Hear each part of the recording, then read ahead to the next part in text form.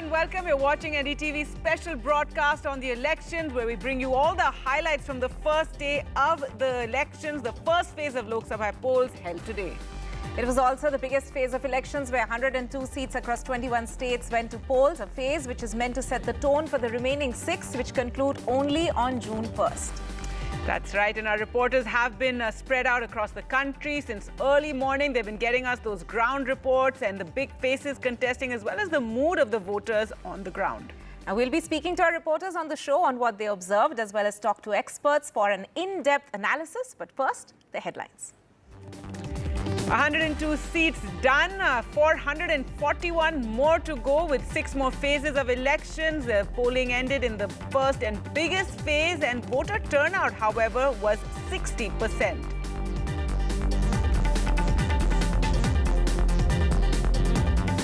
Polling in Manipur today after months of ethnic strife, reports of sporadic violence with gunfire near a polling booth and EVMs being vandalized. In Nagaland, 6 districts barely vote over a separate territory demand.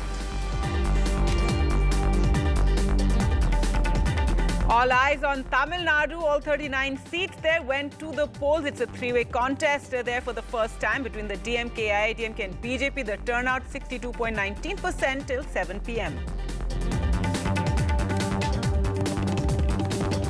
Union Home Minister Amit Shah filed his nomination in Gandhinagar today. In an exclusive interview, tells NDTV that the BJP will have their best show in the south and win several seats in Tamil Nadu. Also hits out at the Congress for misleading people on electoral bonds. And Union Minister Nitin Gadkari, one of the big candidates in today's election, seeking a hat-trick from Nagpur. He tells NDTV the BJP will win big in Vidarbha.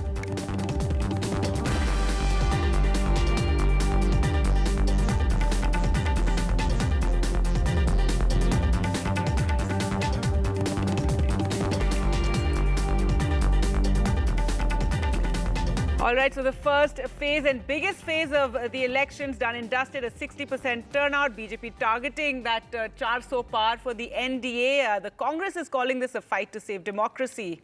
Now, the first phase of polls saw voting in all 39 seats of Tamil Nadu today, 12 seats in Rajasthan, 8 seats in Uttar Pradesh, 6 seats in Madhya Pradesh, and 15 seats crucially in the northeast. In fact, Manipur also voted for the first time after months of ethnic strife.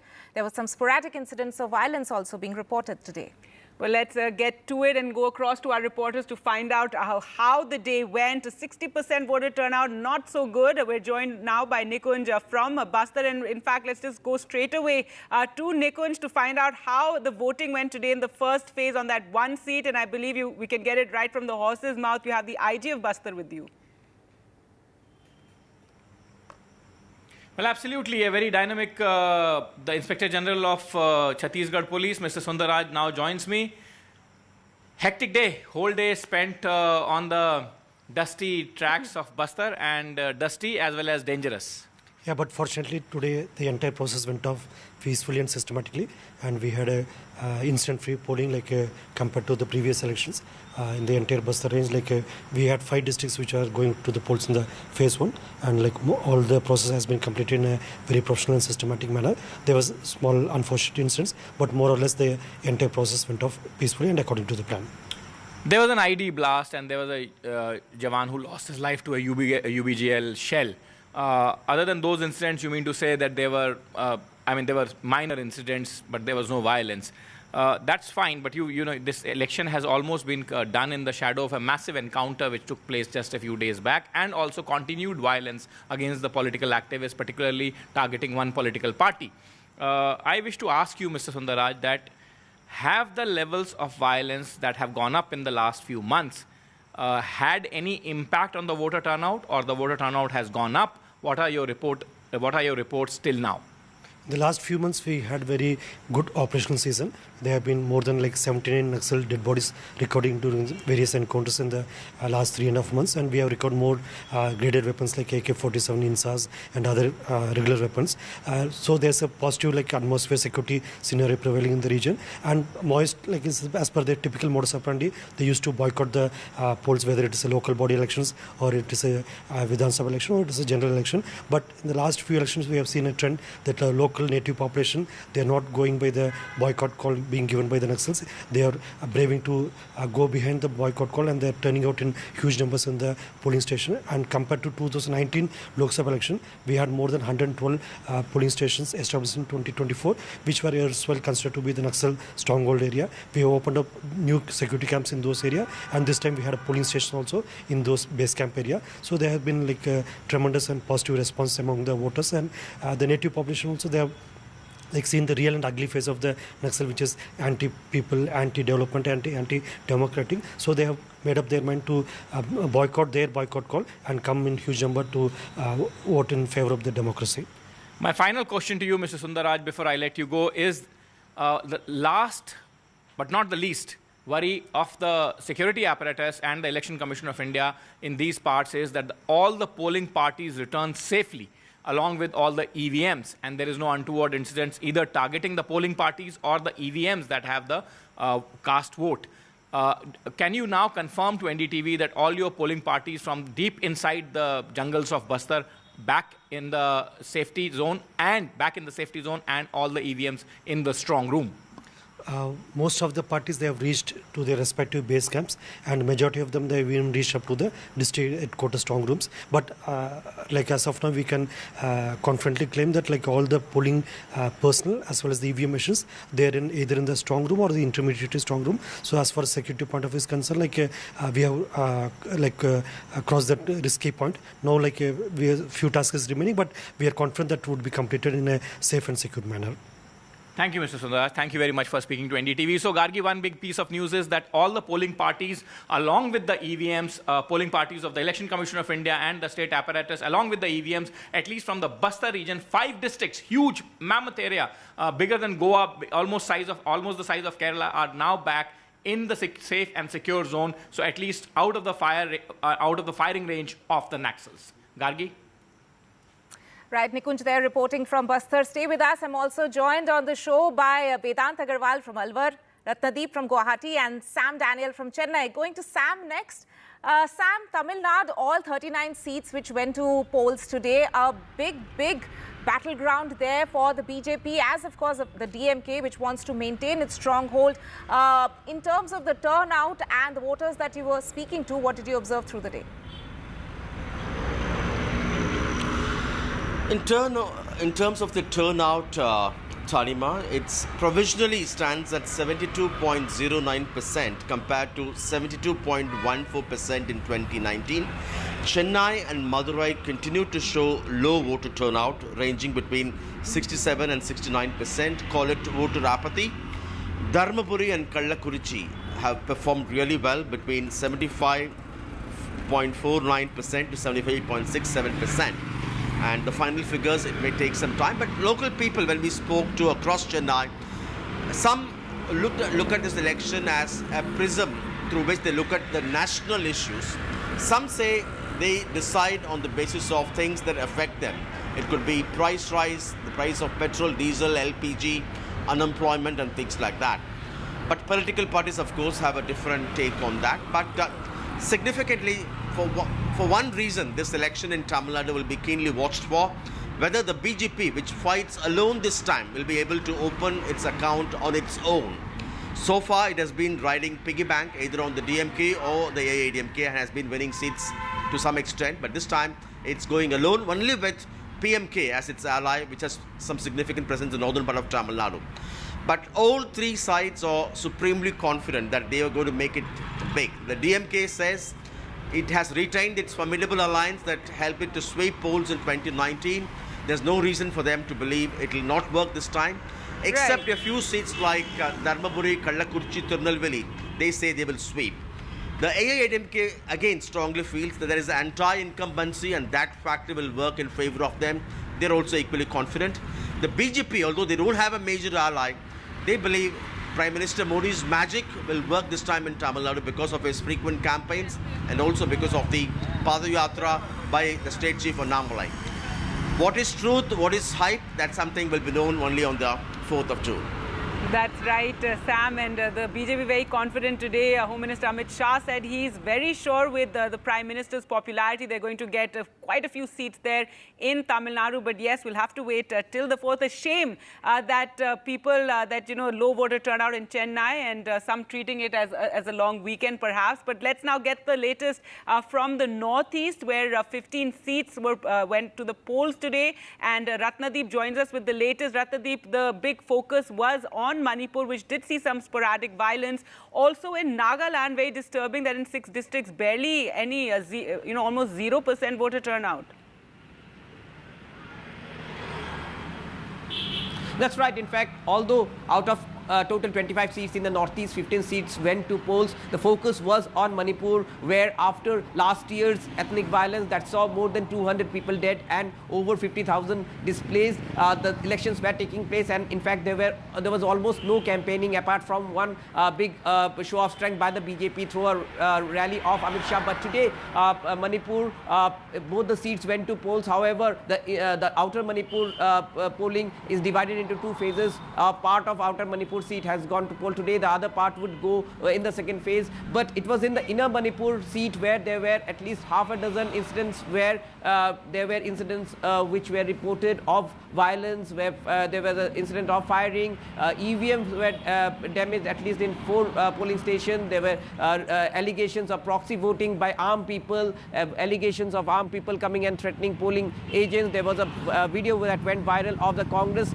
candidate for Inner Manipur, Professor Bimal Akoijam, actually arguing with the senior police officials, alleging that his polling agent has been threatened and thrown out. So these were things that were reported. In fact, Congress asking for repolling in several polling stations. Whether the Election Commission does this or not, we'll get to know. However, 160 additional companies of central forces were sent to Manipur, apart from the forces which were already there for the last 1 year to contain the violence. But this 160 companies were sent for polling. So therefore, by and large, the polling was peaceful. In overall, Manipur registered over 68% polling, which is far less than what it used to be in past. But given the circumstances in which people have voted, perhaps one would say that people did turn out. However, the most important part was that there were special arrangements, special booths made for people, over 25,000 people who live in relief camps, to come and vote. Many of them came and vote. In fact, we did speak exclusively to the Chief Minister. He agreed that in some areas there were violence, in some areas there are still issues there, and areas are sensitive, but he felt that people have taken part in the elections. However, if you talk about outer Manipur, in Kankopi district, the turnout was very low as compared to Churachandpur, from where the violence started. But talking about Nagaland, although it has only 1 seat, 1/3 of the state, 20 seats in Eastern Nagaland, almost registered 0 voting. This is because the ENPO, Eastern Naga People's Organization, which is asking for a separate territory with more autonomy and more financial inclusiveness, had put a shutdown from yesterday evening, and therefore people have abstained from voting, including 20 elected legislators. And the CEO Nagaland had issued a show cause notice to the ENPO authorities. One has to see if EC goes to goes forward with a legal notice or not. But apart from this, 5 seats in Assam went to polls, and these 5 seats includes heavyweights like Gaurav Gogoi, like Sarvanand Sonowal, and in Arunachal Pradesh and Sikkim there were simultaneous assembly elections as well. Crucial 15 seats in Northeast which went to polls today. Ratnadeep, stay with us. Let me cut across now to Vedant, who has been reporting from Rajasthan in Alwar. Vedant, of course, in Alwar it was a Yadav versus Yadav fight, with Union Minister Bhupinder Yadav actually contesting the Lok Sabha elections this time around. But is I want to ask you whether the Congress also looks at Rajasthan as one of the states where they can actually perform well. Probably Madhya Pradesh and Rajasthan are 2 states that they're looking at because it has been a massive deployment by the BJP across several other states where they have a critical stronghold, and they have, of course, recently won Rajasthan as well. But in terms of the fight that you're seeing in Alwar, is it a close contest, would you say? That's a very interesting question, Tarma. In fact, I am right outside the BJP Karyalaya here in Alwar, where currently Union Minister Bhupendra Yadav is in a huddle.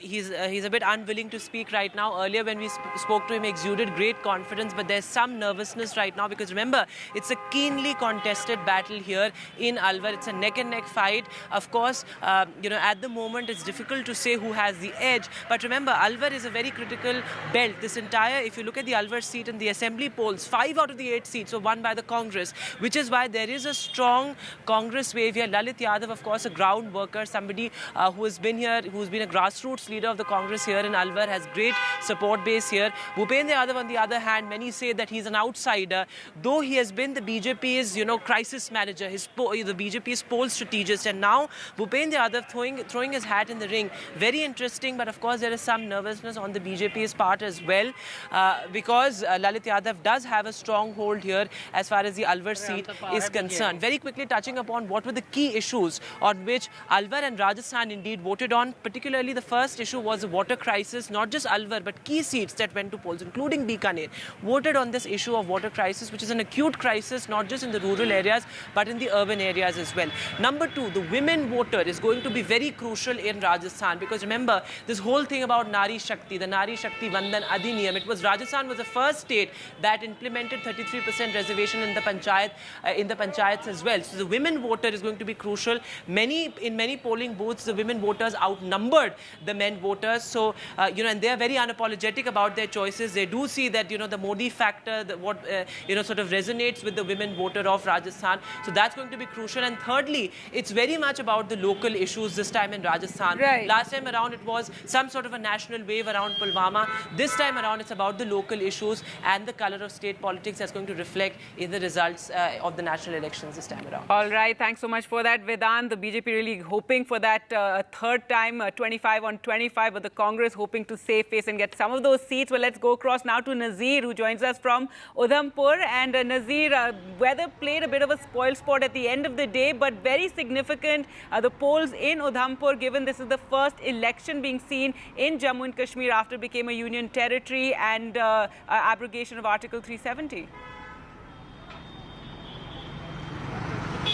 Well, despite rains, there was overwhelming participation from all the, districts and the segments of this constituency, which is spread over 20,000 square kilometers. Udhampur, Doda, Kutwa constituency is a very prestigious battle for both BJP and the Congress. Congress is trying to revive itself because its candidate who is fighting, Lal Singh, was not in Congress. He joined Congress just few days before he filed the nomination paper for this constituency. On the other hand, BJP has a very robust organization structure at booth level, at every level. So they appear to be very confident, including Dr. Jitendra Singh. He was very confident that he is making this hat trick. He is winning this seat for the third time because he is seeking the third term now, while his opponent Chaudhry Lal Singh, who is also a two-time former MP from this constituency, is trying to unseat him, and both have led a very effective campaigning. And clearly 370 abrogation was central to the narrative of campaign from both sides. From the BJP side, they talked about development, they talked about investment, they talked about peace, and Prime Minister promised restoration of statehood and holding assembly elections. On the other side, Congress talked about how people have lost their protection, land protection, and the job protection to the locals, and also how the non-locals, people from other states are coming and they are actually having the more rights on the resources of Jammu and Kashmir. So there are a host of issues, from land rights to the locals, the refugees who are from Pakistan. They are saying they have not been given the land ownership rights. Right. So many things at so many places, but Prime Minister Narendra Modi continued to be a major vote catcher, a major attraction for the voters so far, even as the local issues play a key role. Right. Nazir there reporting from Udhampur. Let me also go across to my colleague Saurabh Gupta, who is joining us from Alipurdwar. That was one of the seats which went to polls today. Saurabh, this is just the first phase of elections in Bengal. Only 3 seats which saw voting today. But it's an intense battle for North Bengal. Explain to us how close a contest is it over there. And also, as is usual in the case of Bengal, there was some amount of violence also reported.